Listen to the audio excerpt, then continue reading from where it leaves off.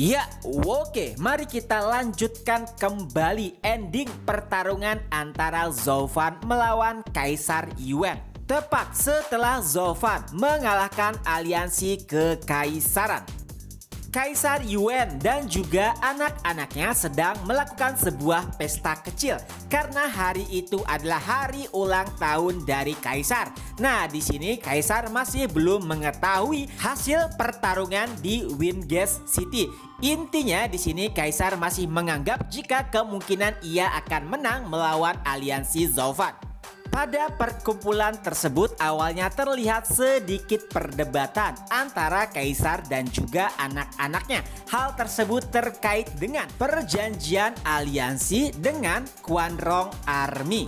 Tapi walau demikian, kaisar hanya menjelaskan jika itu semua demi kelangsungan keluarga Yuan. Nah, dalam pesta ulang tahun tersebut, semua keluarga Yuan hadir kecuali pangeran kedua karena ia telah ditangkap terkait dengan pemberontakan. Adapun Kaisar Yuan sendiri dalam keadaan yang tidak baik karena pada dasarnya kaisar sendiri sudah bisa menduga berapa lama lagi ia bisa hidup.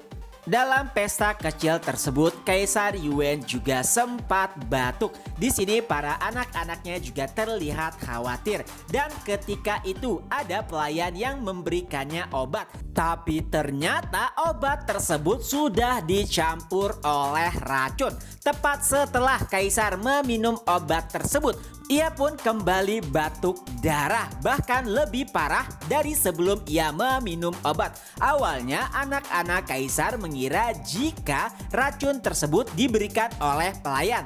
Tapi pada akhirnya putra mahkota yaitu Yuan Bo pun mengakui jika ialah yang meracuni kaisar. Tentu saja di sini Yong Ning dan juga Chong Er terlihat kaget dengan apa yang dilakukan oleh kakaknya. Lalu mereka pun menanyakan alasan kenapa dirinya meracuni ayahanda kaisar. Di sini putra mahkota pun mulai menjelaskan kekesalannya kepada kaisar. Walaupun ia merupakan putra mahkota, tapi sebenarnya kaisar sama sekali tidak akan pernah memberikannya tahta. Jadi sebenarnya label ataupun gelar putra mahkota hanyalah sebuah tameng saja. Selain itu, kaisar juga nampaknya lebih peduli dengan Chong Er ataupun pangeran ketiga. Kaisar yang mendengar anak pertamanya menjelek-jelekan dirinya pun mulai membuka suaranya. Walaupun dalam keadaan yang sangat sekarat karena telah diracuni oleh pil tingkat 7, kaisar pun mulai menjelaskan bahwa sebenarnya walaupun ia terlihat tidak peduli, tapi ia tetap mencintai pangeran pertama. Tapi walau demikian, putra mahkota tidak peduli dengan omong kosong yang dikeluarkan oleh kaisar. Nah, di sini kaisar pun mulai berkata, "Kata-katamu mungkin ada benarnya bahwa aku tidak akan pernah memberikan tahta kepadamu." Karena di sini kaisar telah menilai jika putra pertama atau pewaris tahta tidak memiliki kemampuan untuk mengurus sebuah negara, yang ada kekaisaran nantinya malah hancur di bawah kendali pangeran pertama. Dan dalam keadaan sekaratnya, Yang Mulia Kaisar juga berkata, "Baiklah, pada akhirnya yang bertahanlah yang bisa menjadi pemimpin."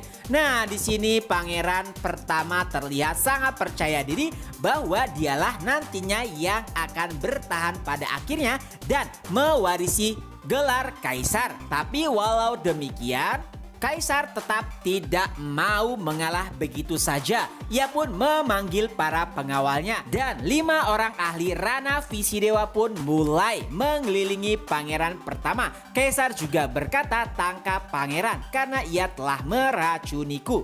Tapi siapa sangka ternyata pangeran pertama juga memiliki pengawal. Dan 10 orang ahli tahap Visidewa pun mulai mengelilingi kaisar. Di sini dari segi jumlah pasukan milik pangeran pertama melebihi pasukan milik kaisar. Dalam keadaan genting tersebut, kaisar pun memerintahkan anak ketiga dan juga anak keempatnya untuk melarikan diri. Ia juga berkata untuk menemui Panglima Tobatisan dan memerintahkannya untuk membantunya. Nah, di sini kaisar menganggap mungkin saja Panglima Tobatisan sudah mengurus atau mengalahkan aliansi keluarga Luo. Tapi siapa sangka Chong-er tidak mau hal tersebut terjadi. Ia tidak ingin melarikan diri dan ia juga berkata kepada kaisar, "Aku tidak akan pergi karena kakak tidak akan pernah menang." Dan dari situlah muncul sosok seseorang. Dari satu gerakan saja pasukan milik pangeran pertama mulai berjatuhan. Dan saat menampakkan dirinya ternyata itu adalah Fang Qiubai. Ia sama sekali tidak ikut perang dengan keluarga Luo dan kali ini ia mendukung Chong-er. Alangkah terkejutnya kaisar karena ia tidak menduga jika Fang Qiubai kali ini benar-benar mendukung Chong-er. Disinilah kaisar juga terlihat kagum dengan perkembangan Chong-er. Dan kaisar juga berkata, "Apakah kau tahu racun yang akan diberikan kepadaku?" Di sini Chong-er menjelaskan jika ia tahu rencana dari kakaknya. Dan ia juga berkata, "Bukankah ayah juga tahu rencana yang akan dilakukan oleh pangeran pertama?" Nah, di sini kaisar juga menjelaskan bahwa sebenarnya ia juga tahu bahwa anak pertamanya akan meracuni dirinya. Tapi walau demikian kaisar tetap membiarkan pangeran pertama meracuninya. Itu semua ia lakukan agar pangeran pertama tidak bisa naik tahta. Karena ia telah melanggar ataupun telah meracuni kaisar atau bahkan membunuhnya. Di lain sisi, Yongning yang menyaksikan perkelahian tersebut mulai terlihat sedih. Lalu ia pun berlari meninggalkan semua orang. Dan siapa sangka saat ia berlari keluar ia menabrak seseorang. Dan alangkah terkejutnya Yongning karena yang ia tabrak adalah Zhou Fan. Di sana Zhou Fan bersama Li Jingtian, 4 macan Tian Yu, Luo Yunhai dan juga putri imam besar yaitu Yun Xuan. Nah, melihat kondisi putri yang sangat tidak stabil, Zhou Fan pun membuatnya pingsan agar tidak berisik ataupun tidak mengacau. Lalu setelahnya, ia pun tiba di dalam ruangan utama dan Zhou Fan pun berkata, "Yang mulia, akhirnya kita bertemu lagi." Tapi melihat kondisi yang kacau balau, Zhou Fan juga berkata, "Apakah sedang terjadi perkelahian keluarga?" Dan saat melihat kehadiran Zhou Fan, Yang Mulia pun berkata, "Sepertinya aku telah kalah. Melihat kehadiranmu di sini, pasti seluruh pasukanku telah dikalahkan." Tentu saja di sini awalnya Yang Mulia terlihat sangat terkejut karena dalam perhitungannya keluarga Luo tidak akan pernah bisa menang. Ia pun menanyakan bagaimana Zhou Fan bisa memprediksi segala sesuatu yang telah direncanakan. Lalu Zhou Fan pun berkata itu semua berkat dari Yun Xuan. Nah, Yun Xuan kan memiliki kemampuan untuk bisa melihat masa depan.